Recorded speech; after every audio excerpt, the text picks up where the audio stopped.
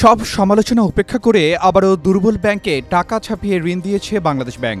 বৃহস্পতিবার সোশ্যাল ইসলামী bank limited ও first security ইসলামী ব্যাংকে দেওয়া হয়েছে আরও ২৫০০ কোটি টাকা।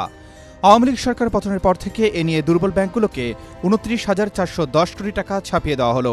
যদিও ডক্টর আহসান এইচ মনসুর গভর্নরের দায়িত্ব নিয়ে বলেছিলেন, টাকা ছাপিয়ে আর কোনো ব্যাংকে ধার দেওয়া হবে না।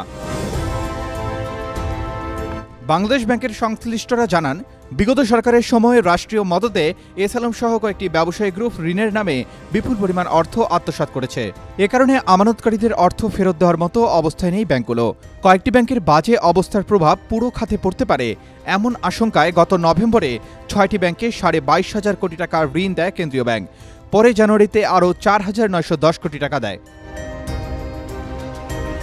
জানা যায়, বাংলাদেশ ব্যাংক নতুন করে সোশ্যাল ইসলামী ব্যাংকে ১,৫০০ এবং ফার্স্ট সিকিউরিটি ইসলামী ব্যাংকে দিয়েছে ১,০০০ কোটি টাকা।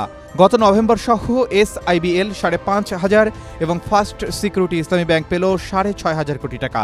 এছাড়া এক্সিম ব্যাংক ৮,৫০০, ন্যাশনাল ব্যাংক ৫,০০০, ইউনিয়ন ব্যাংক ২,০০০ ও গ্লোবাল ইসলামী ব্যাংক ২,০০০ কোটি টাকা পেয়েছে। AB bank ২০০, Bangladesh commerce bank ২০০ ও ICB ইসলামী ব্যাংকে দেওয়া হয়েছে ১০ কোটি টাকা।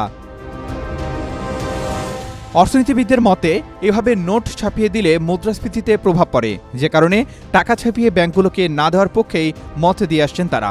তবে গভর্নর আগের অবস্থান বদলে জানিয়েছেন, প্রয়োজন হলেই দুর্বল ব্যাংকে টাকা দেওয়া হবে। সংশ্লিষ্টরা জানান, কেন্দ্রীয় ব্যাংক সরাসরি টাকা দিলে মুদ্রাস্ফীতিতে প্রভাব পড়ে,